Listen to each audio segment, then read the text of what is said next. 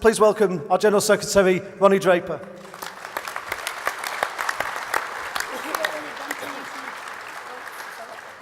Thank you, President, and thank you for the extra day that you gave me to prepare. I seem to think that was in the bar till about 1:30 this morning with some of the delegates, and I went to a football match with some of our Irish delegates showing fraternity.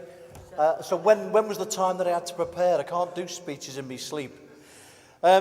I do want to thank you, though, for making sure that I came in when everyone's had a load of ale. I'm trying to recover, and I'm the first on. Thank you very much. And I like to get me thanks out of the way first. So I also want to thank our learning services, and particularly John Vickers out there, because I know you got gifts off them yesterday, and as I got to the end of the day, you'd all gone out, and I find my little goodie bag here, and I thought, oh, I wonder what's in here off the learning services. And I found that. A hairbrush. Cheers, John.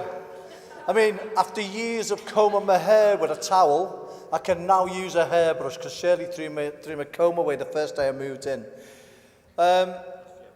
Long year, isn't it?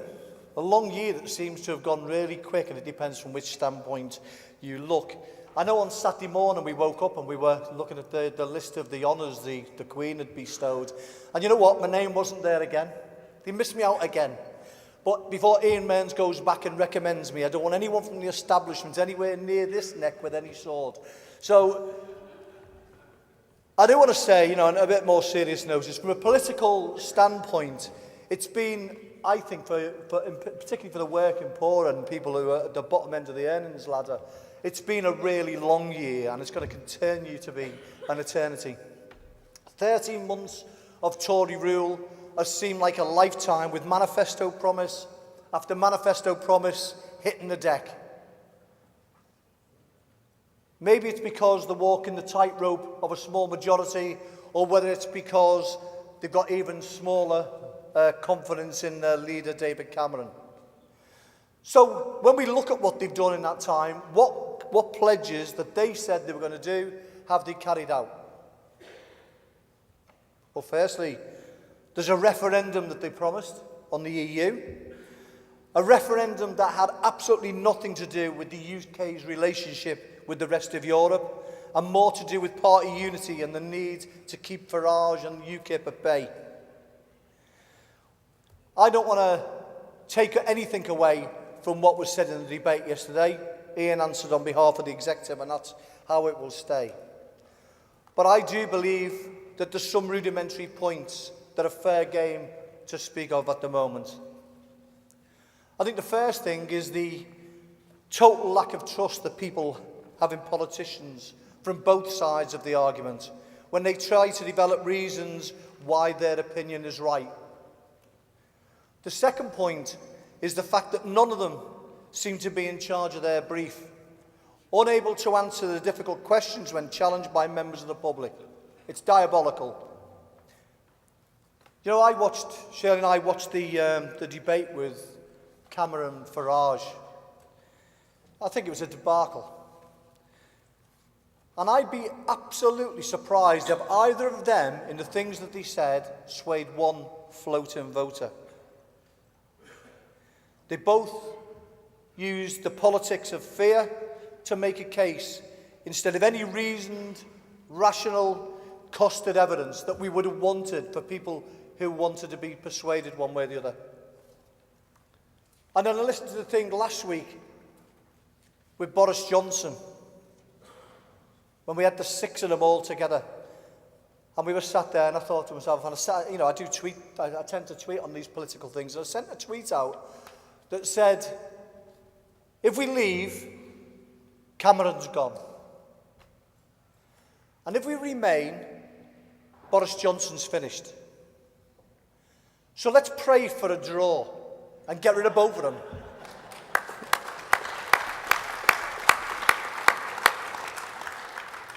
I find the likes of Nigel Farage absolutely annoying. I always find that he sounds better if you turn the volume off. If you mute the television and look at him and watch his head doing this. I used to have one of those little ducks you used to have in the back of a car, and he used to do that, nodding. And it's just like that all the time. He says lots of stuff and nothing makes any sense to me. But of course, Cameron's just the same, it's much better to turn over when Cameron's on than listen to him. I just cannot stand the man. Do you know, he's probably done more to boost the ratings of Coronation Street, EastEnders and the likes than any other politician that I've ever known. You know, I've never known so much crap come out of one mouth to so many people than we've had with this lame dog Prime Minister that we've got.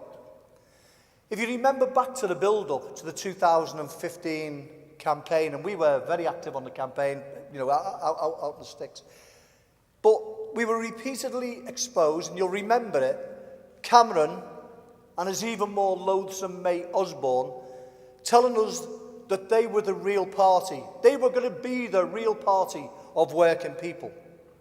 And how the living standards would increase for people if only you elected a Tory government.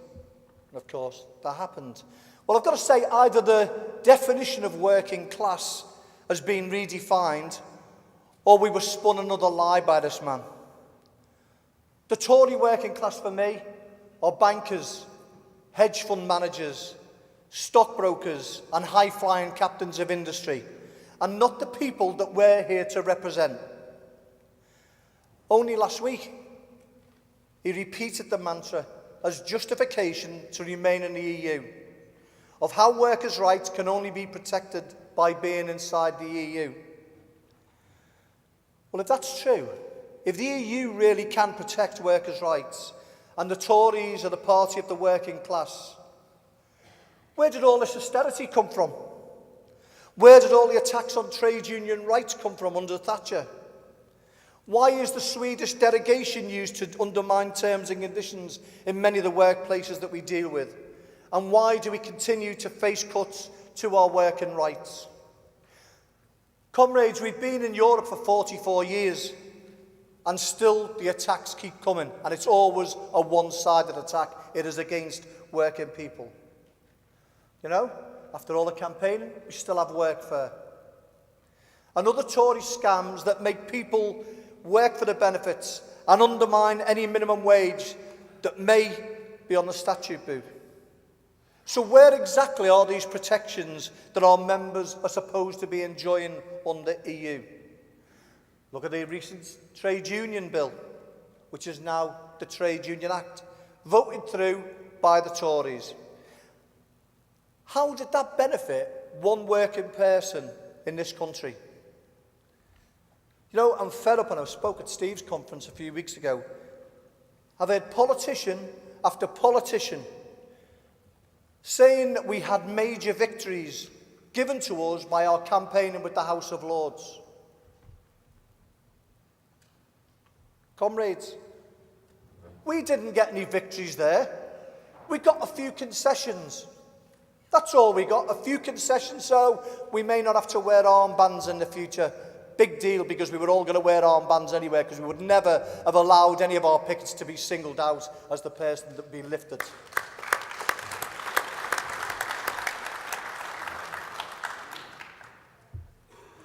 But let's not call them victories. I'll tell you what victories look like. To me as a trade unionist, I'm sure to you as collective trade unionist. Victory is when there's no trade union act for us to be negotiating. Victory is when all the anti-trade union legislation that was brought in under the Thatcher's government is repealed by a Labour government under Jeremy Corbyn.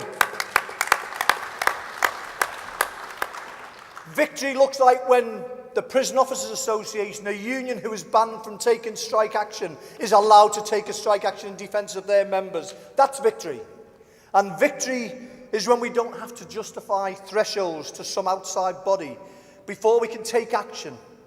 And of course, victory is when employers cannot take away long-standing negotiated terms and conditions in the name of profit, forcing our brave members, like those at Pennine, RF Brooks and Gunstons over the past year, to take the ultimate response of strike action. That is when we have victory. That is the difference between concessions and victory. Do you know, the one thing no one will ever, I get accused of being quite a lot, but I'll never be accused of being a religious person. I'm not. But I want to use a quote from the Bible, if I remember it right. I'm sure somebody will come down and move a point of order if I've got it wrong. But I think it says somewhere in the Bible that the meek will inherit the earth. Well, as I see it, there's not going to be much left to inherit after we've sold off all the family silver, plundered our pension funds, sold our banks to their mates, and hammered workers' rights down to stop them earning a decent living. There's absolutely nothing. Who, besides the trade union movement, can give us any chance in the future? Who but the trade union movement can give us the meaningful support that we need to take on these monolithic structures? You know, some people have said, you know, it could be worse, you know, in the UK. It could be worse. You could have Trump. And then you think about it, would it actually be worse if we had Trump? Just think back to when Sadiq Khan ran the campaign for London Mayor. Think of the racist snipes that came from the Tory government against him. Look what Jeremy Hunt's doing under the contracts to junior doctors, attacking in particular women's rights in there. It is sexist. That is the sort of thing that he does. We've seen cuts to benefits payable to the disabled. And as I've said before, workers attacked at every single point of the employment cycle. So I don't think Trump would be worse in this country. I don't want him. But I'd rather our man goes over and joins him. I'll tell you one thing about Trump. At least pigs are safe for him.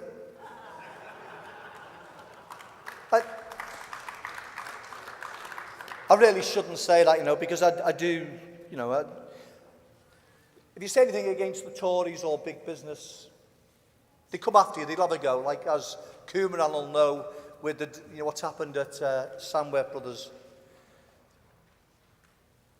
This year, during the year, I've been in the sun more times than Linda Lusardi. Only difference is Linda Lusardi was on page 3, and you wouldn't get all this on page 3, so I was on page 4 and 5. You know, the first time I was in there is, you know, crime against crimes. I was in there for calling the Tories scum in a speech that I gave. And when it came back, the reporter phoned and asked, you know, why because I refused to speak to him, why did you call Tories scum? And I said, because they are scum. And at the meeting I was at, there was kids. I couldn't think of anything worse that would have gone down okay that I could have said. So scum was good enough for me. The second time, though, was the best. It was just a few weeks ago. And I got a call from one of our ex-EC members from Yorkshire. First words, Ronnie, you're in the sun. I said, I'm not, I'm in our house. He says, no, he said, you're in the Sun newspaper. They called you a trick cyclist. I said, strange, I ain't got a bike. So I asked him to email me the article, so he emailed it over, and it said I was a Trotskyist. I was a Trotskyist leader of a militant trade union. That's me, little me. Can't believe it.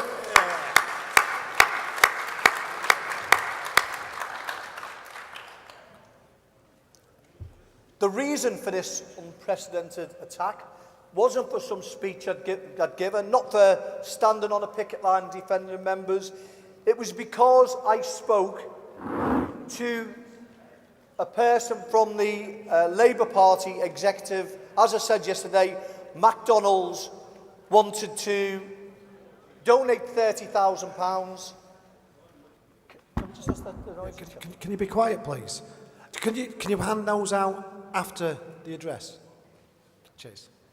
So the reason, as I say, was that I'd had a phone call from somebody off the Labour Party executive telling me that McDonald's had offered the Labour Party £30,000 so they could have a stand at the conference in September.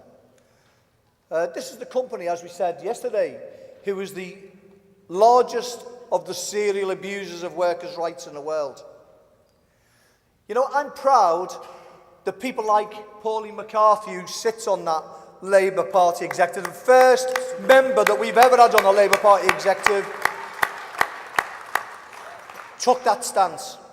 And I'm not going to go into the big political thing because we said it yesterday when Mark Thomas was here. But I believe they took a justifiable action against that serial abuser, and I am absolutely thrilled to bits that McDonald's will not be going to conference, because when the Sun printed their article, he said, it's crazy that Ronnie Draper calls for the McDonald's not to be there when he's trying to organise in their shops. This could have been an opportunity for Ronnie Draper, and I don't even go to the Labour Party anyway, it's him, so it would have been him anyway. Would have been a grand opportunity to speak to this company about recognising the trade union.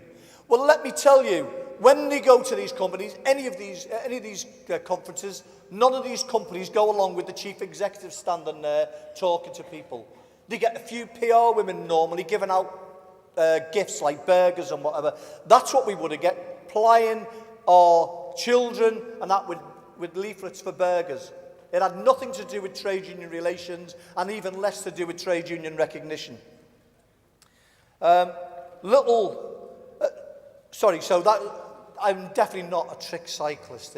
I don't mind being a trade unionist when I've got morals to uphold, but I'm definitely not a trick cyclist. Do you know, the one bright spot for me during the 12 months since last conference was the election of Jeremy Corbyn as leader of the Labour Party. I've got to say it was a campaign that started last June in this very hall. When our delegates took the decision that we wanted somebody on there who spoke the politics and the language that we have to work to. And so we ensured that first nomination went in, and to make sure that we got a real voice of workers on that ballot paper. I've got to say, when we took that decision last June, little did we know that that vote would be the catalyst to one of the greatest upsets in political history. A landslide victory with unprecedented levels of support, a major influx of new members that they've never ever seen in their history, and above all, a re-engagement with the young of this country.